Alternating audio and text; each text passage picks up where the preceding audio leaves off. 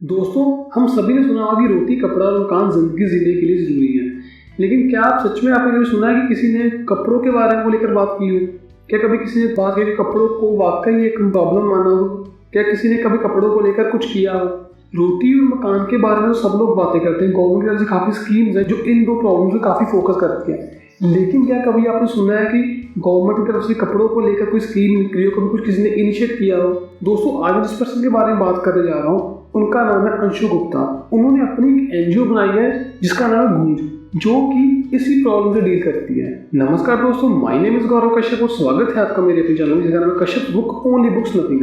दोस्तों, अंशु गुप्ता जी का जन्म 1970 में हुआ और वो काफी मिडिल क्लास फैमिली से बिलोंग करते हैं। उनके फादर की जॉब की वजह से वो अपने काफी समय यूपी और उत्तराखंड में बिताया। उनकी फैमिली में सभी इंजीनियर ही थे, तो स्वाभाविक सी बात है उनको भी इंजीनियरिंग ही करनी थी अपनी फैमिली के फोर्स करने पर। लेकिन 12th क्लास में उनका एक्सीडेंट होने के बाद वो काफी देर बेड पे रही। तब उन्होंने एक बार ट्राई कर ली थी कि ये इंजीनियरिंग उनके बस की बात नहीं है। तब उन्होंने किसी और फील्ड में जाने का मन बनाया। दोस्तों, उनको लगा कि उनकी राइटिंग स्किल्स अच्छी हैं तो उनको इसी फील्ड में जाना चाहिए। तो उन्होंने आगे चल के 6 लोकल न्यूज़पेपर के लिए लिखना शुरू कर दिया। वो उस पर आर्टिकल लिखते थे। उन्होंने अपनी ग्रेजुएशन देहरादून से की है BA इकोनॉमिक्स में, और उसके बाद जो उन्होंने पोस्ट ग्रेजुएशन की है वो अपनी जर्नलिज्म एंड मास कम्युनिकेशन में की है। दोस्तों, 1992 में अपनी पोस्ट ग्रेजुएशन कंप्लीट करने के बाद भी वो श्योर नहीं थे वो किस फील्ड में जाना चाहते हैं। तो उन्होंने एक एजेंसी में काम करना शुरू किया। तो कुछ समय के बाद लगा कि फोटोग्राफी में उनका पैशन है, वो उस फील्ड में काफ़ी अच्छा कर सकते हैं। तो उन्होंने फोटोग्राफी में जाने का मन बनाया। 22 साल की एज में जब उन्होंने अपने माइंड में श्योर कर लिया कि उनको फोटोग्राफी में इतना कैरियर बनाना है, तो कुछ समय के बाद उनकी आंख में मोतियाबिंद हो गई। तो उनको भी रियलाइज होगा कि उनका ये फोटोग्राफी का कैरियर खत्म हो गया। वो काफ़ी टाइम से डाउट में चल रहे थे उनको किस फील्ड में जाना चाहिए। लेकिन जब उनको अपना पैशन फाइंड आउट हुआ, जब उनको लगा कि वो जिस काम में अच्छा कर सकते हैं, तब ट्रेजेडी होने की वजह से उनका वो पैशन, उनकी वो जिंदगी उनसे छूट गई। दोस्तों, जितने भी लोग अपनी ज़िंदगी में सक्सेसफुल हुए हैं, जितने भी लोगों ने कुछ मुकाम हासिल किया है, अपना नाम बनाया, उनकी ज़िंदगी में भी काफ़ी उतार चढ़ाव थे। ये बात मैं अपनी हर वीडियो में बोलता हूँ कि ट्रेजेडी सबकी लाइफ में आती है। आप अंशु गुप्ता जी के बारे में सोच के देखिए, जब उनको अपना पैशन फाइंड आउट हुआ तब उनकी लाइफ में कैटरेक्ट आ गया, उनकी आंख में प्रॉब्लम आ गई। तब उनका वो कैरियर जो उन्होंने सपना सोचा हुआ था वो उनसे छूट गया। तब उन्होंने अपनी लाइफ में उस स्टेज पे रोने धोने की बजाय लाइफ में आगे बढ़ने का मन बनाया। दोस्तों, ना चाहते हुए भी तो उन्होंने अब बेमन से कॉर्पोरेट सेक्टर ज्वाइन कर लिया और उन्होंने 2 से ज़्यादा साल वहाँ पे जॉब की। लेकिन वो अपनी जॉब को लेकर सेटिस्फाई नहीं थे। तब उन्होंने 15 डेज का वेकेशन लेकर, 15 डेज का ऑफ लेकर उत्तरकाशी अर्थक्वेक में फंसे लोगों की हेल्प करने का मन बनाया। वो कहते हैं कि जब मैंने वहाँ पे जाके देखा तो मैंने एक बात ऑब्जर्व की कि वहाँ पे लोग हमेशा कपड़ों के बारे में बात करते हैं। वो लोग खाने की बजाय कपड़ों को फोकस करते हैं। उनके पास पहनने को कपड़े नहीं थे। उन्होंने ये सोचा अगर गर्मियों में इनका ये हाल है तो ये सर्दियों में, विंटर्स में कैसे सर्वाइव करते हुए। ये बात अंशु जी के दिमाग में बैठ गई। तब उन्होंने अपने मन में सोच लिया कि मुझे इसके बारे में काम करना है, मुझे इस प्रॉब्लम को ओवरकम करना है। दोस्तों, मैं आपको एक बात बोलना चाहूँगा कि सेल्फ सेंटर्ड होकर सिर्फ अपने बारे में सोचकर हम कोई बड़ा काम नहीं कर सकते।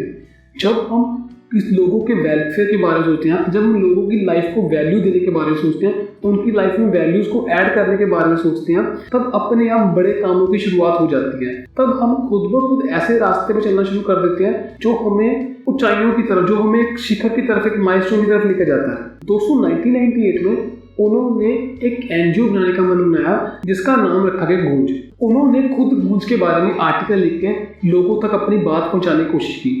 शुरुआत में उन्होंने अपने घर से 67 क्लॉथ निकाल के लोगों तक वो सप्लाई किए। समय के बीतने के साथ साथ उन्होंने रेड क्रॉस के साथ भी काम करना शुरू किया। दोस्तों, अंशु जी कहते हैं कि रेड क्रॉस की एक पहचान थी, एक आइडेंटिटी थी। गूंज को अभी इतने लोग नहीं जानते थे, लेकिन रेड क्रॉस को देखकर हर एक को पॉजिटिविटी आती थी। लोग बिना किसी झिझक के रेड क्रॉस को डोनेशन दे देते क्योंकि रेड क्रॉस की अपनी एक पहचान थी। 1999 में उन्होंने उड़ीसा साइक्लोन में फंसे लोगों की मदद करने का मन बनाया। लेकिन वो कहते हैं कि तब उनके पास फंड्स की काफ़ी कमी थी। उन्होंने अपनी ज़िंदगी जितनी सेविंग की थी वो सब इसमें लग चुकी थी, क्योंकि कपड़ों को एक जगह से लेकर दूसरी जगह ले जाने तक स्टोरेज, मैन पावर, ट्रांसपोर्टेशन काफ़ी कॉस्ट पड़ती थी जो वो अकेले बियर नहीं कर सकते थे। तो इसलिए 1999 में उन्होंने गूंज को एज ए एनजीओ में रजिस्टर करवा लिया। लेकिन गूंज एनजीओ को पहचान मिली 2001 में आए गुजरात अर्थक्वेक में। वहाँ पे उन्होंने काफ़ी लोगों की बढ़ चढ़ के मदद की। न्यूज़पेपर में एनजीओ के बारे में काफ़ी आर्टिकल आए, तब लोगों को गूंज के बारे में पता चलना शुरू हो गया। अंशु जी कहते हैं कि उस टाइम पीरियड के दौरान हमारे साथ खुद ब खुद काफ़ी वॉलेंटियर जुड़ने शुरू हो गए थे। दोस्तों आज की डेट में गूंज ने अपने काफ़ी प्रोसेसिंग सेंटर भी खोल लिए हैं।